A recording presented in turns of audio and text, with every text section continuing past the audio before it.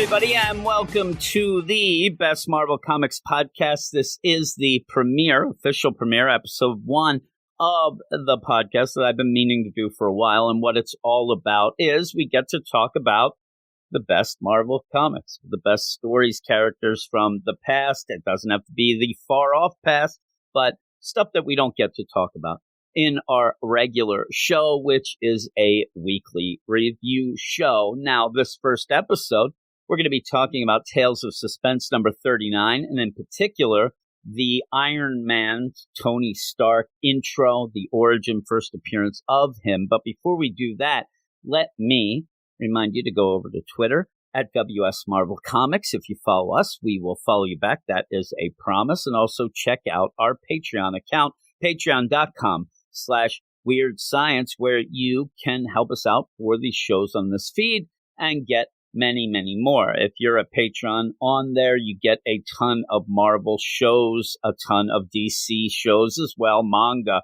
cartoon, and a bunch of things. I mean, a lot of stuff going. The best I can tell you is to go over and check it out, and you'll see that there is a lot going on there. But we're here to talk about Tales of Suspense number 39. Like I said, this is the first appearance and origin of Iron Man, Tony Stark, Iron Man. And before we get into that, let's talk a little bit about how the character came about and who's involved. Iron Man's Marvel Comics premiere and Tales of Suspense number 39, cover dated of March of 1963, was a collaboration among editor and story plotter Stan Lee, scripter Larry Lieber, story artist Don Heck, and cover artist and character designer Jack Kirby. In 1963, Lee had been toying with the idea of a businessman superhero. He wanted to create the, quote, quintessential capitalist, a character that would actually go against the spirit of the times and Marvel's readership. Remember, this is the 60s, counterculture going. And just as an aside, one of the big things that you always hear about Marvel Comics when they really hit with Fantastic Four, all of that stuff going forward, is that it was for the younger people. It was for the counterculture people. It was going against kind of the stale and businessman-like DC Comics. So you end up having Stan Lee kind of throwing this character out there to go against everything that Marvel's known for and everything that people seem to like Marvel for, which is kind of a crazy concept. But he said, I think I gave myself a dare. It was at the height of the Cold War. The readers, the younger readers, if there was one thing they hated, it was war, it was the military. So I got a hero who represented that to the 100th degree. He was a weapons manufacturer. He was providing weapons for the army. He was rich. He was an industrialist. I thought it would be fun to take the kind of character that nobody would like, none of our readers would like, and shove him down their throats and make them like him. And he became very popular. And Stan Lee intended to write this story himself. A minor deadline emergency eventually forced him to hand it over to Lieber for this premiere issue, who fleshed out the story. The art was split between Kirby and Heck, and he designed the costume, Heck said of Kirby. Because he was doing the cover, the covers were always done first. But I created the look of the characters like Tony Stark and his secretary, Pepper Potts. And the character's original costume that we'll talk about in this premiere issue was a bulky gray armored suit. Looked like a giant golem type deal. It was replaced by a golden version in the second story. I mean, they get right to the idea. We got to spruce this up. I mean, this pure gray kind of bulky suit, we got to start doing something a little more flashy. So they made it a golden version in the second issue, issue number 40, in April of 1963. Then it was redesigned as sleeker red and golden armor that we're familiar with in issue number 48 in December of 1963. By that issue's interior artist, Steve Ditko, although Kirby drew it on the cover. As Heck recalled in 1985, the second costume, the red and yellow one, was designed by Steve Ditko. I found it easier than drawing that bulky old thing. The earlier design, the robot-looking one, was more Kirby-ish, and it was, and obviously he was the one who designed that for the cover. And yeah, very bulky. The bulkiness of it comes into play in this first story, and it's one of those moments that is kind of, it goes real quick, but it makes me laugh every time I read it. But with all of that, let's now get into the actual issue, Tales of Suspense, number 39. All right, and I will repeat once more that this is Tales of Suspense, number 39, cover date of March 1963, plot by Stan Lee, script by Larry Lieber, pencils and inks by Don Heck, colors by Stan Goldberg, and letters by Artie Simek, and edited by Stan Lee.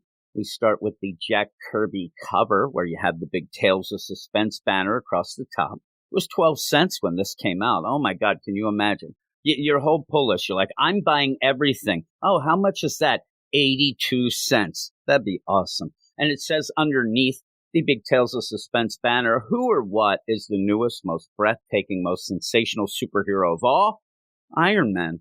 He lives, he walks, he conquers. Now, it was mentioned by Don Heck that this was a very bulky, very not really eye-catching design of Iron Man. I think it looks like some sort of evil villain, some sort of robot. I mean, that's probably the cool thing about it is this guy a robot? Is he a man? What is he? Is he man or machine? I don't know, though, that I'd see this and be that crazed with, oh my God, it's so eye-catching. I need to see who this is. It's just this bulky gray guy with very defined boot tread. Right? And you end up on the cover, you see who, as somebody is putting on the armor. We'll find out. It's almost like they're hinting that it might be somebody we already know, but then we wouldn't have. It's Tony. It's a new character, but it's kind of a cool deal. And then it says at the bottom, just to get a little ad, going for this, from the talented bullpen where the Fantastic Four, Spider-Man, Thor, and your other favorite superheroes were born. I like the idea that they really do know at that point already who their heavy hitters are, and they want Iron Man, Tony Stark, to join that eventually. Obviously, he does. And then you go into the credit page where it says Iron Man is born. That is the name of the story we're going through. And he seemingly is ripping apart a mountain or maybe a Reese's peanut butter cup. I'm going to go with the peanut butter cup, but I'm not here to, judge what he's doing. I mean, he's just ripping something apart. It's just like ill-defined. It's just, oh my God, he can rip things. It says, watch his awesome approach, listen to his ponderous footsteps as he lumbers closer. For today, you are destined to encounter the invincible Iron Man. Even then, you get that idea, the lumbers closer, the ponderous footsteps. I'm like, this does not sound like the start of something that is a cool superhero. Oh my God, hey, look at me. I'm walking slow. I'm the Iron Man. Like, that's the kids there. I don't know. I should have used like a New York accent. They're there. The newsies, they're delivering the papers. Hey, look at me. I'm slow. I'm the Iron Man. Forget about it. And you go into the story, though, and you start kind of thrown in the now where Tony is in his lab, a secluded area in the U.S. defense perimeter where Anthony Stark is giving a demonstration to the Army on what ends up being a very big focus of this first issue, his transistor apparatus, his inventions of transistors that are used by him here to make little things more powerful. We'll see why that would be something that the government would be interested in. But real quick, before you even go into the lab, there's these two guards out there doing their, guards on duty talk. Hey, must be pretty cool to be Tony Stark. That guy has 24-hour guard. And then you have the other guy like, oh, he is. And I love it. He rates all right. The commies would give their eye teeth to know what he's doing right now. Well, what he's doing is demonstrating this transistor technology where he ends up getting a little tiny magnet. He puts it on a table. He connects one of his transistors. And I'm not going to tell you that the science is well spelled out with these transistors. Basically, we're told at one point he can make a transistor to do anything. All right. Well, he ends up pointing the magnet, activates it with the transistor, and across the room there is a vault door, a real thick vault door, and it starts to rumble, and it tears it off of the hinges. But not only that, it tears it in half. This is huge, with a little tiny magnet. And that's impressive. He says, with the transistors, I can increase the force of any device 1,000-fold. Again, the science isn't really spelled out, but what you end up doing here is, okay, let's kind of tape the transistor to a gun, and now the gun is like an atomic weapon. And that's what the interest is to the government. Now, again, you're ripping something off the wall with a magnet. I don't know that I would really think that, maybe he's playing a game. Maybe this is set up, whatever it might be. But the government, the U.S. government, never known to be frugal. I mean, one of the big things is they were paying like $10,000 for toilet seats at one time back in the day. So they're also not very good negotiators. At this point, you got to keep a straight face and go, that's interesting, Mr. Stark. We're going to go think about it. We're going to go talk to people about it. No, this guy's like, oh, my God, I've never seen anything so unbelievable. This is the greatest. Tony's eyes are lighting up with dollar signs. I mean, he sits there like, huh? Pretty good, right? Oh, my God, it's the best thing I ever saw. All right. Yeah. What price did we say? 10 billion? No. It's now 20. Pay up, buddy. That's what happens. This is when you end up generals not known to be great negotiators, I guess. But as we go on, we're going to be introduced now to Tony as the man Tony Stark. Let's see what he's all about. And then we'll get the villain introduced as well. Pretty much, Tony is a millionaire inventor. He is as comfortable in the laboratory as he is in the bedroom. I mean, really, right? And you end up seeing him like right off the bat, he's on the Riviera. Oh my God, Tony. All the women are flocking to him. All the guys are getting jealous. And this one, the Riviera was so much a drag until you got here, Tony. I'm like, really? Like, I'd like to see the drag of the Riviera myself sometime. The one girl goes, oh my God, he's the dreamiest thing this side of Rock Hudson. They are really enamored with it and wait to date your book. But again, 1963, about a year and a half from now, oh my God, he's as dreamy as Ringo. No, he's dreamier than Ringo. But you end up seeing that, yeah, there he is, the playboy, the guy who invents things, but also heads out in the high society parties every night and mingles and jingles and all that.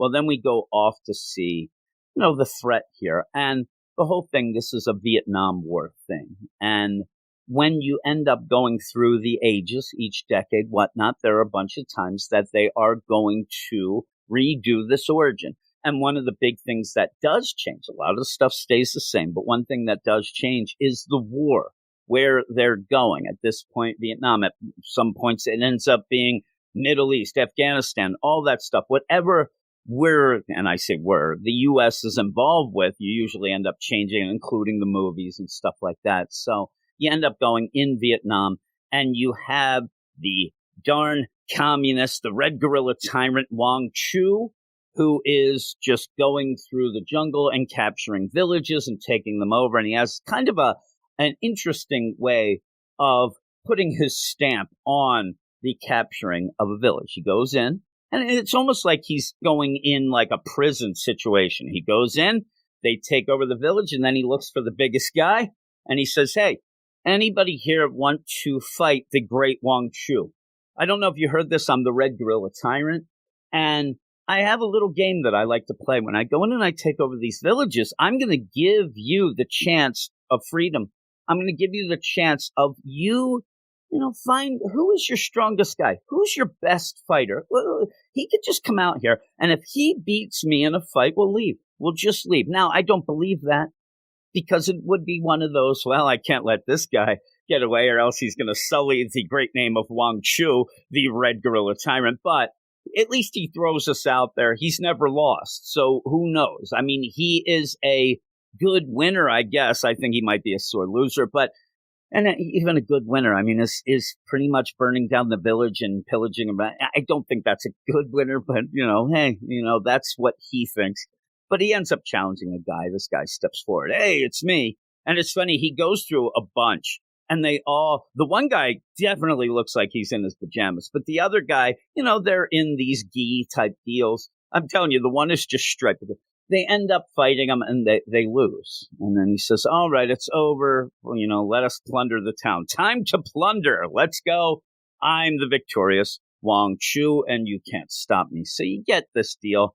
Pretty bad dude. He's bad to the bone. He's going to go and kill and do worse and things like that. I will say, though, doesn't look like he's a young guy. Doesn't look in shape either. But boy, he knows that fighting technique. He can defeat them all. So you end up, there you go. You get the face of the villain.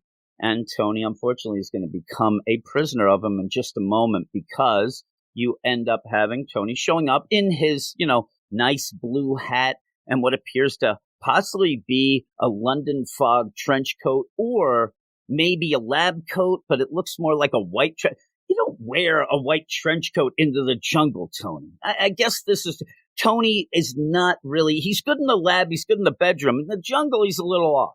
He's wearing his nice clothes. And they go in and he's talking to the military. And basically they say, we're better armed than Wang Chu and his guerrillas, but we can't bring our giant guns into the jungle. This is why his transistor technology is really good. Like I said, you kind of tape it to a mortar shell shooter deal, a gun. Everything is now a weapon of mass destruction. And they walk in and they do end up fighting, some of these guerrillas, and they do take them down. It's very quick. The problem is that, and this is one of the things that you were told a lot about Vietnam. When you go in there, the jungle, they know how to set traps. They're waiting. They hide out. All that stuff that makes it hard to really fight them. Well, they have set a tripwire. Tony's too busy, probably trying to keep his white coat from getting all stained and dirty. And he ends up hitting the tripwire. It kills everybody there except Tony. He lives. But this is the big thing that most people will know. He has taken some shrapnel to the chest, and that shrapnel is working its way towards his heart. It keeps going towards his heart. Now, I think that sounds like a pretty serious injury. They get the idea of, okay, if the shrapnel gets to his heart, but the shrapnel got into him. He's got to be hurt. They almost play it off as if he's fine, in a couple minutes. He ends up getting captured, and one guy comes out and is like, oh my God, this Yankee civilian is still alive. Doesn't know who this is, but says this might be important. I'm going to bring him to Wang Chu. Maybe I'll get a reward. He takes him there. Wang Chu is looking at Tony, who's just there. Now he's in his white shirt and blue pants. No blood, nothing like that. I mean, he has to have like a gaping chest wound. He doesn't. And Wang Chu, hey, what's going on? Is he going to live? And the doctor says, well, he's going to die. Eventually, I can't do any surgery. The shrapnel's too close to his heart. It's working its way there. He might have a week to live. Okay, he got a serious injury from an explosion where he has a week to live. But yet he's fine to walk around, because then Wang Chu says, well, can he work for this week? Can we put him to work? And I don't see what the problem is there. All right, Doc, let's go lie to him. Tell him that he is going to make us some weapons of mass destruction. And if he does complete these, hopefully within a week, we'll fix him. We'll lie to him and say that we would do the surgery, but we want to wait to see that you help us out. Tony knows they're lying. He says, I know that if they could, do surgery on me, and if I was going to live, they would have done it first and then just had me captive and end up having me make weapons for them for years. This must be that I only have that little bit of time. And so he ends up agreeing. Okay, I'm going to agree to this stupid commie. But what I'm going to do is I'm going to make something for me, not him. I'm going to bring him down. He says, all right, Wang Chu, I'll do it. All right, let me show you the laboratory. He takes him into this lab that I don't know who was in this lab before. He ends up saying, we got a lot of scrap iron, wink, wink, but it's all there. You also have, radios, oscilloscopes, just stuff just piled around. He's a hoarder, this Wang Chu. And he says, all right, here you go. Get to work. You got plenty of tools. And Tony says, all right, I promise you I'll build the most fantastic, just craziest weapon of all time. And then he's thinking to himself, and he's lucky he's not doing one of those Homer Simpsons where he gets mixed up and starts saying what he's thinking instead of the opposite, because he's like, I'll build it all right. It'll be mine, made only for one purpose, to keep me alive. So he gets to work right away. Transistors. He's working. He can make a transistor out of anything. So he's there. He's making the transistors. He's got his blueprints. He's writing notes. He knows that he has limited time. So he's working around the clock trying to get this going. In the middle of it all, you have Wang Chu show back up and throw this old man into the room. Take that, Professor Vincent, and throws it in. You help this Tony Stark out as well. Boom. Throws him in. And he's going to help build the weapon. It's weird. I guess that the play here is that Okay, Tony only has 4 more days now, 3 more days. We got to get going. I don't see him making anything. We got to do this. And I would say, in the roundabout way, this would also be for this Professor Yinsen, I'm sorry, to go. And if Tony does die, maybe he can complete the project if he knows what is going on. Well, this guy, Professor Yinsen, is somebody that Tony admired when he was in college, read all his books. He's the greatest physicist. Oh, my God, I thought you died. He's like, no, that Wang Chu just captured me, and I've been withering away. But at least now I can do some stuff that I love with a fanboy. Tony, let's go. And he ends up seeing this, and Tony goes and shows him the schematics. And if you look close, you can see that it is this Iron Man suit.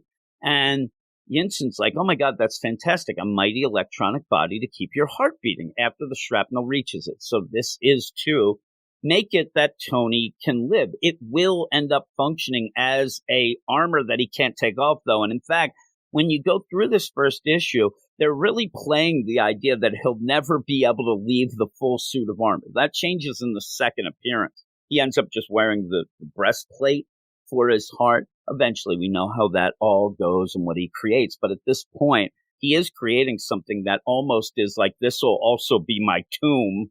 You end up having some crazy thoughts like that while you go. But yeah, they end up working together, and they do really good. They're working fast. They end up making the Iron Man suit, and the day comes where Tony, as he's getting really tired, oh my God, I can feel the pressure. My heart hurts, the shrapnel.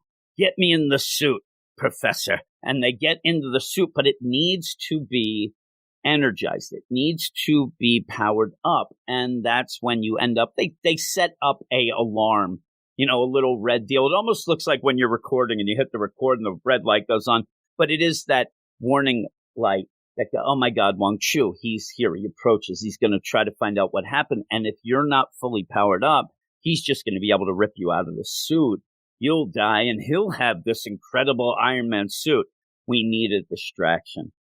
And Professor Yinsen says, and actually thinks, like, my life is but little consequence. We need to have this Iron Man, this Tony Stark, live so that he can take down. And he does go out to cause a distraction. He starts yelling, death to Wang Chu. Oh, get him. I hate that guy. He runs out. Oh, my God, he's crazed. Shoot him and kill him. But as he's doing it, he's thinking, okay, this is the distraction that needs to happen so that in his mind, I think as he dies, he thinks, okay, at least Wang Chu will be joining me soon. And so you end up where Tony, and this kind of goes against something later. You hear the bang of a gun, and you hear, it is done, drag him away. And then Tony, sitting there in the suit on the table, says, you will not have died in vain, my friend. I swear it. The Iron Man swears it. Later on, he finds out that Yinsen died, and he's all beside himself. Oh, my God, he died? I mean, you're saying it right now. I think it's again. And he also, I'll avenge you. He's going to avenge him twice, he is. The suit powers up. And one of the funniest progressions in any origin you'll ever get is the idea that here we go. Finally, the transistors have sufficient energy now. My heart is beating normally. The machine is keeping me alive. Alive! You end up having the Frankenstein moment. And he's like, this is going to be the most powerful thing that mankind has ever seen. I'm going to be able to take down Wang Chu, but I'm going to be able to go out. Oh, my God. And he steps off of this table, takes one step and falls right on his face. He face plants with a thud. I mean, all of this big talk, this will be the greatest. Oh, my God. And he falls over. And then he says, oh, my God, it's like I'm a baby learning to walk, but I don't have the time to be a baby. I got to get going. Takes a couple steps, says, all right, I took a couple steps. I love that he's so over the top excited. And yet he doesn't realize that I'm going to have to start from the very beginning and learn just to walk a couple steps. While this is going on, the lab door is being broken down by Wang Chu and his guards. Tony goes over, and as you always do in monster stories like this, and it really is at this point like a monster type story, he goes over and looks at himself in the mirror. What monster have I become? What am I? I am now more machine. And he's upset. He puts his head in his hands, and he says, my brain still thinks, my heart still beats, but in order to remain alive, I must spend the rest of my life in this iron prison. Damn you, Yinsen. He's so crazy with this that he's going on and on and on about how upset he is. But you end up seeing the versatility of this lumbering man and suit, where they're going to break in. Wang Chu and his guys are going to break in. So he attaches suction cups to his hands and leaps with the transistor abilities up to the ceiling and hides. I mean, this is a lumbering giant man of iron, and he's hiding in the rafters. Well, they come in. They're like, oh, my God, where is he? Escaped. He didn't make any weapons. This was one of the worst ideas I ever had. I'm sure that Wang Chu goes off and kills the surgeon. It was your idea. He's like, no, it wasn't. You're the one. Nah, shut up. I'm Wang Chu. And goes off. So Tony now has to get out of this facility undercover. So what he figures is, okay, I'm a big, giant, lumbering Iron Man. I'll get my hat and coat. Puts on his hat and coat. It's very similar to what, a Ben Grimm thing does later. And he goes off to silently sneak out. Well, while that's happening, Wang Chu, with any disappointment, you end up having Wang Chu want to get back to the good times. So he goes out into the courtyard and says, hey, everybody, we're going to have, blood sport time. It's Fight Club. I want to beat some heads. I need to kind of get, spry. I want to keep my mind off this Iron Man thing. So he goes, and it looks like you even have, some captured guys that he's going to fight. And, he's fighting them. And he keeps yelling, hey, anybody here worthy of fighting me? Anybody want to fight me? And you have in the shadows a man in a London fog, a white London fog coat and a hat say, I will, as you wish, tyrant. But first, I shall remove my clothes. I'm like, oh, my God. This is getting sexy out in the courtyard. I love the idea. Who wants to fight me? You over there? Yeah, but I got to get naked. All right, here we go. And you see that it is the Iron Man. It says, why do you stare, Wang Chu? What is wrong? Have you never seen an Iron Man before? Of course not. Tony, that's some good trash talk, though. And he says, you're not human, you're machine. Okay, well, let's figure this out. Let's see what you have against the machine Iron Man and also, you're a jerk. And you ended up doing a bunch of things. You're evil and misdeeds. You're about to pay eightfold. And he ends up going, and it's great because he grabs Wang Chu, puts him over his head, and helicopters him around, and then throws him. He throws him off, and ends up where now we get a giant fight. The people, Wang Chu, his guards, his army, start to fight Iron Man. They start to shoot bullets. They just go off his iron shell. I mean, there you go. You see one of his deals. Oh, my God, he's the invincible Iron Man. Then what happens is Iron Man pulls out one of his magnets. We saw that Tony loves the magnets. He reverses the transistor in it because, transistors, and that ends up repelling all the, guns, the bullets. And even at this point, they're shooting mortar shells, missiles. I mean, they're trying to throw everything and the kitchen sink at him. But he's able to kind of put his hand up, and they think that this is, oh, my God, the magnet affects metal. Oh, my God, we can't get him. While this is going on, Wang Chu is screaming like, it's only a magnet. Yeah, you can, but you can overtake them. We have enough guys. Go hand to hand. Go in. They're just running. I mean, the power of magnetism is amazing to them. And they're like, holy crap, I'm getting the hell out of here. They run. Well, Wang Chu figures, okay, I got to get up to the tower where we have this giant speaker so that I can tell, my troops what to do. I can coordinate them. They're all freaking out. But if I tell them, and Wang Chu's going to say, listen, you leave, you're dead. I'll get you. But fight this Iron Man. But he ends up going up, and then you get another one of these powers because as he goes to talk through this giant loudspeaker, Tony ends up sending an electric charge type deal to make it all sound like static. So he's like, hey, everybody. And he says, listen, my warriors, 10,000 yen to the one who destroys Iron Man. And what they hear is like the static stuff. So that doesn't work. So Wang Chu, he's beside himself. He doesn't know what to do now. And to make it worse, Tony overtakes the loudspeaker and then basically says and uses almost a thing that makes him sound like Wang Chu. And he's like, hey, desert Wang Chu, flee into the jungle. No one can defeat the Iron Man. Flee before he slays you all. They all run into the jungle. Wang Chu runs and he hides in this kind of like shed area. Tony walks up. The lumbering Iron Man. He gets there a little late. Wang Chu has already locked the door, but Tony ends up using another transistor that makes a miniature buzzsaw. The power of a dozen buzzsaws. He cuts open I don't know that you need a to cut this wooden wall with the power of a dozen buzzsaws. I think one buzzsaw does the trick. When you go in now, Wang Chu figures, oh God, I got to defeat this Iron Man. What can I do? And throws a filing cabinet at Tony. It ends up knocking down Iron Man and pins him underneath. And somehow Tony's in there. He's like, oh my God, I think he put rocks in this cabinet, in this, file cabinet. I don't know where he did this or when, but maybe it's one of those, like, he kept pretending he was doing paperwork, but he needed, like, you better make that heavy because people are going to try to move and they'll realize I don't know how to read. And he ends up putting rocks in there. Maybe he writes on the rocks. That's how he does it. But Tony eventually is able to push the filing cabinet off him. I mean, really, in this, the most, trouble that he has in this is a filing cabinet. But he gets it off him. He runs. Wang Chu's, I said, he's a little big, little older. He's running, though. He's running away. He thinks he's going to get away. He's yelling for the guards. Come on, slay the Iron Man. Get him, slay the prisoners. And so Tony realizes what Wang Chu is going to do. If he's going to go down, he's going down with a bang. Wang Chu is going to kill everybody. So Tony has to act quick. So he ends up shooting some of the lubricant that oils up the whole Iron Man suit. And then there's a whole trail, and he ends up lighting it with a torch, where then it goes down as a fuse right as Wang Chu is running by the ammo depot that the oil is going right, and it blows up. Wang Chu is dead. He ends up blowing up. And I would love to think that right next to that was the prisoner pen. And while Tony thought he killed the prisoners himself. Who knows? I mean, you end up where Wang Chu was running there. Everything blows up. The whole village is in shambles. Iron Man stands there alone, and it says seconds later, Iron Man has recharged his batteries because he was running out of charge. Reminds me a bit of Ultraman. But he's like, I have set the prisoners free.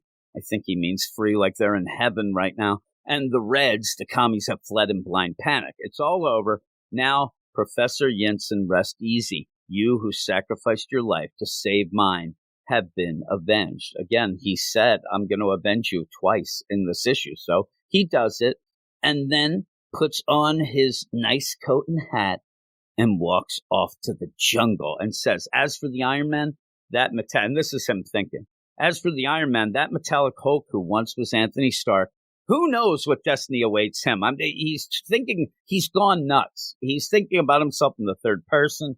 But it's funny, too, because he's both Iron Man and Tony Stark. This might be the first case, and maybe only, of somebody talking about himself in the third person twice in the same deal, but different people. He has lost it. He says, who knows what destiny awaits him? Time alone will provide the answer. Time alone. Time alone, he's going to have to walk through the jungle and get the heck out of there. He's going to run out of charge. I'm telling you, the way that he is, he gets defeated almost by a filing cabinet. What's going to happen if he falls down a ravine? He better get out of there quick. It says, don't miss more of Iron Man in the next great issue of Tales of Suspense at the bottom. That's the end. And like I said, at the end, you end up next issue, golden armor. Okay, a little more eye-catching, especially on the cover. And I would guess that they're looking at it like, that really doesn't, pop this cover.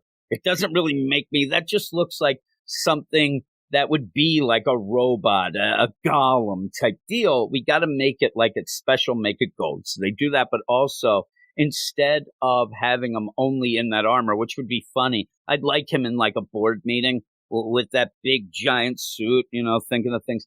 They make it so that he can take all the other pieces off at the chest plate, and then he can put his clothes over it and whatnot. So that's a pretty cool deal. And it looks cool. I really like Tony with just the chest plate on, but it keeps him alive, keeps his heart a ticking, a beating.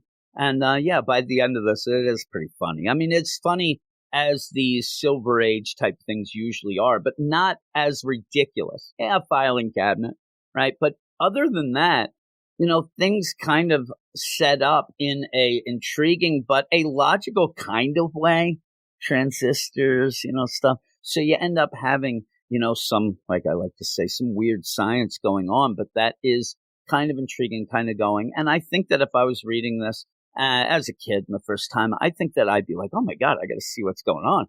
I got to see what this guy is up to and how is he going to make this big giant suit? How is he going to get around? What's he going to do? Can he fly? I mean, all these stupid things. So I think that it is one of the better stories, and that's why it's on this podcast, and one of the better origins as well. An origin for the most part has stuck. You end up, like I said, changing some of the details as time goes and some technology improves. Other wars are fought, stuff like that. But really cool. So with all of that, I hope everybody enjoyed going through it. Had a little chuckles. I had some chuckles, and enjoyed that. So with that, I'll bid you adieu, everybody. I want to remind everybody to go over to our Twitter at WS Marvel Comics and then check out our Patreon, patreon.com/Weird Science, where you can get a lot of shows like this, a lot of shows that aren't just me yipping and yapping, guest hosts, all these things going on. So yeah, check that out. Everything's in the show notes. I'll be back next week with another one of these the best of Marvel Comics podcast. I said at the beginning, I'm trying to